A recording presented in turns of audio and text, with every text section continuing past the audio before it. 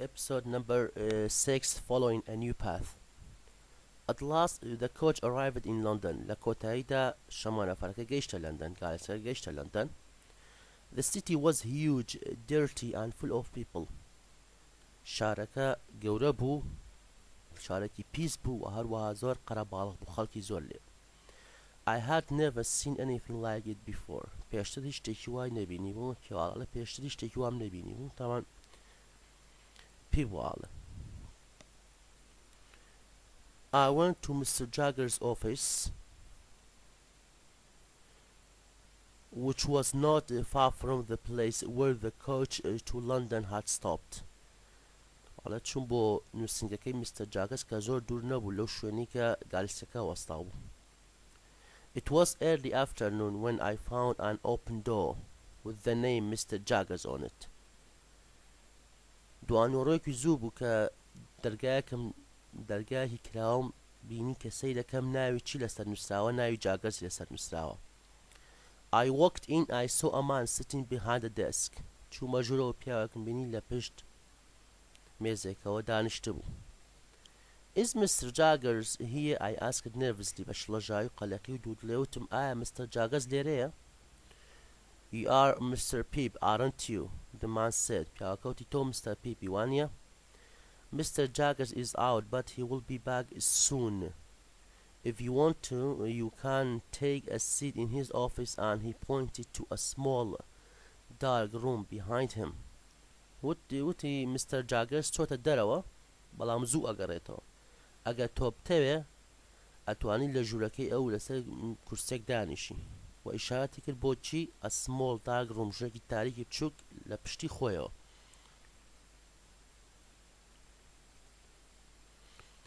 Mr. Jaggers finally arrived. Mr. Peep, you will stay at Bernard's Inn with Mr. Herbert Pocket, he said. Mr. Jaggers لە کۆتایی گەڕایە وتی تۆ لە میوانخانەکەی Mr. Bernard ئەمێنیتەوە، Bernards ئەمێنیتەوە لەگەڵ Mr. Herbert Pocket ئەبێ لێ بمێنیتەوە. Herbert was Mr. Matthew Pocket's son. Herbert کێیە؟ کوڕی Mr. Matthew Pocketە، کوڕی ئەو. Mr. Jaggers then gave me some money to spend during my first few months in London. لە دواییە Mr. Jaggers هەندێک پارەی یامێ طبعا پێی واڵێ بۆی خەرجی کەم لە چەند مانگی سەرەتام لە لەندەنان کە گەیشتە بوو. It seemed a lot to me.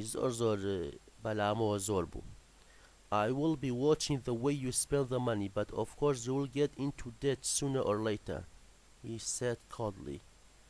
ئەڵێ پیپ من پیپ هەرچەڵێ من بەلام و پارەکە زۆر بەڵام Mr. Jaggers وتی من چاودێری دەکەم لە خەرجکردنی پارەکەیە، بەڵام بە دڵنیایەوە درەنگ بەیان زوو تۆ ئەەکەیتە قەرزەوە. نەیزای مەبەستی چیە، هەرچەندە پی پارەکەی بەلاوە زۆر بوو، وەڵام ئەوتی دڵنیام کە تۆ لە کۆتاییدا تۆ تووشی قەرزداری ئەبی. My new home was not the sort of thing I had expected. ماڵە تازەکەم ئەو شتە نەبوو کە من چاوەڕێم ئەکرد. پیپ چاوەڕێ شتێکی جیاوازی کرد. It was in a dirty street and was small, old, looked empty. لە جاردەیان شەقامێکی زۆر پیس بووە، هەروەها بچووک بووە، هەروەها بڵێ کۆن و بچووک و چۆڵ دیار بوو. تا من پێ پێشە چوو ماڵی مزافیشان خانوێکی وای بینی بووتی ئێستا ئەگە بچم بۆ لەندەن تامان لە خانوێکی وایە ئەژین، نازانێت کە هەمووی هەروانیە. ئێستا چاوەڕێی شتێکی وای ناکرد لە ژووری لە شوێنی شەقامێکی وا تاریکە، شەقامێکی وا چۆڵە بچووکە پیسا بێ. I opened the front door and walked to the top of the stairs. دەرگای دەرەوە کردەوە و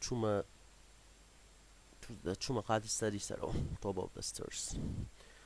There was another door with the name Mr. Herbert Pocket on it, but no one was at home.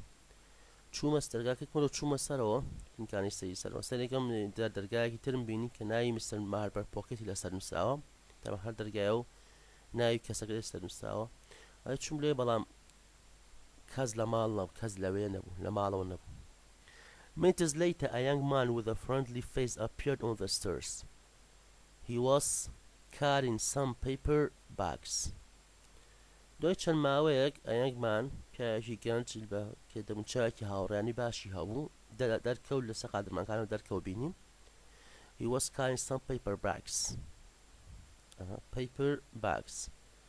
Bags واتە جانتای paper واتە کاغەزی جانتایی تەمان وەکو بڵێ زەرفی ڕێگرۆ بڕۆژەی ئێستا هاکە لە کاغەزیەکەن ئاوا سۆزە گەورەترە شتی تیاڵەگر وەکو بڵێ عەلاگە بێ وەڵام لە کاغەز دروستکە. Your name is Mr. Peep, isn't it? وتی تۆ ناوت as he started to open the door. لە کاتێکی دەرگاکردنەوەکە بە پیپ و تۆ ناوت پیپە وانە؟ I have just been to the market. You haven't been waiting for long, have you? من وتی ئێستا هەر ئێستا گەڕامەوە لە شتکردین چووبووم شت بکڕم تۆ زۆر چاوەڕێم نەکرد وانە؟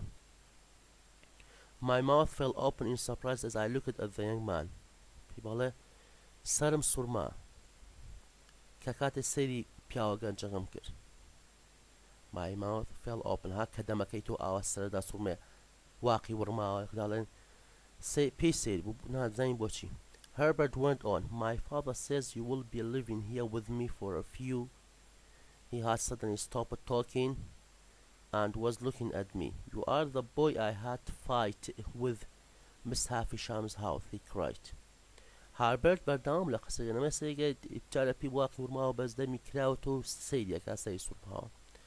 هاربرت بەردەوام وتی باوکم ئەڵێ کە تۆ لەگەڵ من نامێنیتەوە بۆ خەریب و ماوەکەی بڵێ کە سەیری پیپی کرد ناسیەوە لە قسەکردنەوە ساو ناسیە وتی تۆ ئەو کوڕە نەبووی کە لە مەغاڵی مسافیشەم لێمان بوو بەشەڕ کەواتە ئەمیش ئەوی ناسیەوە تۆ هەمان کوڕ نەبووی کە لێمان بوو بەشەر لە ماڵی مسافیشەم. And you, I said, are the boy in the grey suit. پێبیش وتی تۆ ئەو کوڕە بووی کە قاتێکی ڕەساسی لەبەرا بوو. He put the paper bags down and we both started to laugh. ئەو جانتا عەلاکانی دانا لە کەلەکە غاز دروست کرابوو و هەروەها هەردووکمان دەستمان کرد بە پێکەنین. پیو لەگەڵ هاربرت پێشتێکتا بینیم یەکترە ناسن. Later as we were eating dinner, Harbert told me about the day we had met. دوایی کە دوای نەخواردنی ئێوارە هاربرت باسی ئەو ڕۆژەیە کرد کە پێشتر چۆن یەکەکتیان بینەوە لە ماڵی مسافیشام. Musafisham had asked me to visit her and I didn't mind going. I thought she might make me rich, but she didn't. ئەمە هاربرت قساکە. وتی مسافیشام داوای لێکم کە سەردانی بکەم و هەروە منیش وتم ئاسایە بەلاوە سەردانم کرد و من وام بیرە کردەوە کە مسافیشام وام لێ بکە کە من دەوڵەمەند بکەم یارمەتیم بکە بەڵام وا لێ نەکردم دەوڵەمەند نەبووم. And I thought she might want to marry Estella. You met Estella, didn't you? But no. و هەروەها هاربەر دەڵێ و هەروەها وام زانیوە کە ئەو وام لێکە باشە یان ئەوێ کە من لەگەڵ ئێستەلا زەواجکمان ئێستەلا بێنە بەڵام وان نەبوو ئێستەلاشم نهێنا و زەواجم لەگەڵ ئەوە نەکرد. وتی بە پیپی تۆ ئێستەلا بینی وانە؟ And who is Estella? Why does she live with Musafisham? I asked. پێی بوتی ئێستەلا چێ بۆچی لە ماڵی مسافیشام ئەژیت؟ پێی بوای وت تی بۆچی لە ماڵی مسافیشام ئەژی بۆچی بەتەنیا لە ماڵی خۆیان ناژە بزانین کێ ئەمە لەکوێوە هاتووە؟ It is all a bit complicated, Harbert began وتی تۆزە ئاڵۆزە ئەمە. Estella isn't related to Musafisham. She's adopted. Estella هیچ پەیوەندی لەگەڵ مسافیشامەوە نییە. هەڵگیراوەتەوە. تامان بەخۆی بەخێویەکەی خۆی نییە تر بزان لەکوێ دایک و باوکی مرد بێت نە هەڵگیراوێتەوە. She's a horrible young woman. ژنێکی زۆر خراپە. Musafisham hates men and as a result she has taught Estella to do the same. مسافیشام پیاوی ڕقی لە پیاوە پیاوی خۆش ناوێت بە هەمان شێواشی لە ئێستێلا کردووە کە پیاوی خۆش نەوێ ڕقی لە پیاوە بێت. He went on. Musafisham is my father's cousin. He went on. Musafisham is my father's cousin. Musafisham ئامۆزای باوکمە. When Musafisham's father died, کاتێک کە Musafisham مرد, she and her brother became very rich. مسافی شام و براکەی زۆر دەوڵەمەند بوون. But her brother spent all of his money and therefore got into debt. بەڵام براکەی مسافی شام هەموو پارەکەی سەرف کەوت و کەوتە قەرزێکی زۆرەوە. He lived a bad life and had friends who were not gentlemen. ژیانێکی ناخۆشی هەبوو و هەروە ڕەفقەتی ئەو کەسانە کرد کە پیاو نەبوون کە خراپ بوون. مسافی شام fell in love with one of these friends and they soon made the decision to get married. مسافی شام کەوتە خۆشەویستیەکی لەو هاوڕە خراپانەی براکەی کە خراپن و هەروە زوو بڕیاندا کە زەواج بکەن. My father was against the marriage but مسافی شام didn't listen. هاربەر دەڵێ باوکم دژی ئەو زەواجە و بەڵام مسافی شام گوێی نەکرد و تێبێت زەواج لەگەڵ ئەو کوڕەیە بکەم. But they didn't get married. Did they? I asked. پێی بەڵێ پرسیارم کرد بەڵام زەواجیان نەکرد وانییە بۆچی؟ No, on the morning of their wedding day the man sent مسافی شام a letter which simply said he could not marry her and then he disappeared. لە ڕۆژی زیفافەکەیە لە ڕۆژی زەواجەکەیە پیاوەکە بەر بە سادەی نامەیەکی بۆ ناردوو بۆ مسافی شام وتبووی ناتوانین ئێمە زەواج بکەین ناتوانم کە بیهێنم و هەروە پیاوەکە لەو کاتۆ دیار نەماوە. A few days later I went to Mr. Matthew Pockett's house and my education began. دوای چەند ڕۆژێک پێی بەڵێ چوو ماڵی مستەر ماثیو پۆکێت و خوێندنەکەم دەستی پێکرد خوێندنەکەی. At the house I met Blanty Drummel, another young man who was living and studying there. لە خانۆکە کە ئەم دەرس لێ خوێند کوڕێک تری بینایی چی و بێنتی درامل کە ئەو هەر لەوێ ئەژا و لەوێش دەرسی خوێن. I didn't like him. He was rich, proud and very rude. ئەڵێ خۆشم نەئاویست چونکە کەسێکی دەوڵەمەند بوو لوتبەرز بوو هەروە زۆر بێئەدەب و ڕوود بوو. Although I know now I had a room in Mr. Pockett's house, I also decided to keep the room I had with Herbert. ئەڵێ هەرچەندە ئێستا من ژوورێکم هەیە لە ماڵی مستەر پۆکێت بەڵام بڕیارمدا ئەو ژوورەشم هەبێت کە لەگەڵ هاربرتایە کە لەگەڵ ئەویشا بتوانم بژیم. He and I became friends and he was very helpful. He showed me how to dress, talk and eat like a gentleman. ئەڵێ من و هاربرت بووین بە هاوڕێ. ئەو زۆر یارمەتی منیدا زۆر باش بوو لەگەڵم. ئەو فێری ئەکردم کە چۆن وەکو پیاوێکی خاندان جل لەبەر بکەم قسە بکەم یان نان بخۆم.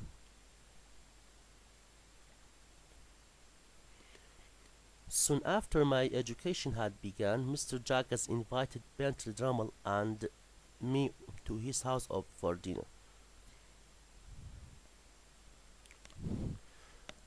هەر تۆزە دوای ئەوەی کە خوێندنەکەم دەست پێکرد مستەر جاکەز داوەتی من و داوەتی بێنتی درەمل منی کرد بۆ نانی ئێوارە بۆ ماڵەکەی خۆی. Mr. Jaggers gave us some expensive wine and we ate a delicious meal. Mr. Jaggers ئەڵێ هەندێک لە شرابی زۆر گرانبەها یاینێوە هەروە نانێکی زۆر خۆشمان خوارد. The evening was going well, but then I became very angry with Drummel who had drunk too much. ئەڵێ ئێوارەکە زۆر باش بەڕێوە ئەچوو بەڵام دوایی من زۆر تووڕە بووم لە بێنتی درەمل چکا زۆری خواردبوو و هەروە سەرخۆش بوو. He was being rude and kept saying how clever and strong he was. ئەڵێ زۆر بێئەدەب و قسەی زۆر ناهۆش کرد و هەروەها بەردەوامیش ئەوەی باسی خۆیە کرد وەسفی خۆیە کرد کە چەند زیرەک بووە کە چەند بەهێز بووە. Soon we were shouting at each other. دوایی خەریب بوو لێمان بە بەشەر هاوارمان بەسەر یەکتریا کرد. Mr. Jaggers had a servant, a woman with long dark hair and strange eyes. Mr. Jaggers خزمەتکارێکی هەبوو کە ژنێک بوو تامان قژێکی درێژی ڕەشی هەبوو هەروە چاوێکی نامۆ سەیری هەبوو. As she was picking the empty plates up, Mr. Jaggers suddenly cried, "If you want to see the real strength, look at Molly's arms." کاتێک کە ئەم ژنە قاپەکانی کۆ کردەوە دوای ناخواردنە قاپ بەتاڵەکانی کۆ کردەوە مستەر جاگەر لە پرەکە وتی ئەگەر توێ بەهێز ببینی سەیری قۆڵەکانی مۆڵی خزمەتکارەکە. I turned and saw that he was holding her arms. She looked very frightened. ئەلێ کاتێکە من ئاڕومایە سەیرەکەم مستەر جاکەس قۆڵی مۆڵی گرتووە خزمەتکارەکە ئەوی زۆر ترسا خزمەتکارەکە زۆر ترسا. There is power in these arms, Mr. Jacques said. They are the strongest arms I have ever seen. Then he said, you can go now, Molly. کە قۆڵی بەرز کردەوەتی من بەهێزیم لەم قۆڵانەیە بینیوە. ئەمە بەهێزترین قۆڵە کە من بینیومە تا ئێستا. مۆڵی اینجا دوایەوەتی مۆڵی تۆ توانی بڕۆی. The evening had not ended well and I now really disliked Bentley Drummle even more. ئەڵێ ئێوارەکە باش نەبوو لە کۆتاییە باش کۆتایی نەهات و هەروە ئێستا زۆر زیاتر ڕقم لە بێنتلی درهەمڵە خۆشم ناوێت. I was happy when, after only 4 weeks, Drummle's studies finished and he left Mr. Pocket's house. ئەڵێ ئێستا دڵخۆشم تەنها دوای 4 هەفتە خوێندنەکەی درەمڵی درەمڵ کۆتایی ها بێنتلی درەمڵ و هەروە خانەکەی مستەر پۆکێتی بەجێشکاتە درەمڵ شوێنەکەی بەجێچکا کۆتایی هاتم خوێندنەکەی. Several months later a letter arrived from BD. Joy was going to come to see me the following day. ئەڵێ دوای چەند مانگێک ڕۆژ نامێکم بەدەست گەیشت لە بیدیەوە. بیدی ئەیگوتی جۆ لە ڕۆژی داهاتووە سەردان ئەکا. کاتە ئەمڕۆ نامەکەی پێکەشوی بەیانی جۆ سەردانی ئەکا. I had not written to Joy and BD or visited them since I had come to London. پێی بەڵێ لەو کاتۆی کە من هاتوومەتە لەندەن هیچ نامەیەکم یان سەردان بۆ بیدی و جۆم نەکردو یان نامە بۆ نەناردوون.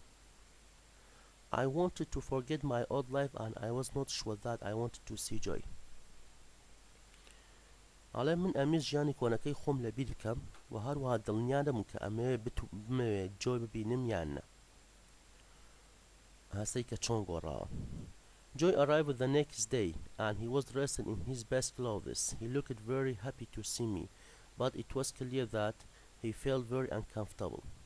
ئەڵێ جۆی ڕۆژی داهاتوو هات باشترین جلەکانی خۆی لەبەر کردبوو و هەروەها زۆر دڵخۆش بوو بینینی من بەڵام زۆر وازە هەموو زۆر ڕوون بوو کە نامرتاحە دڵخۆش نییە. He refused to take a seat and kept calling me sir. دار نەئەنیشتووە هەمیشە وت بە منیشی ئەوت سر بە پێوت سر.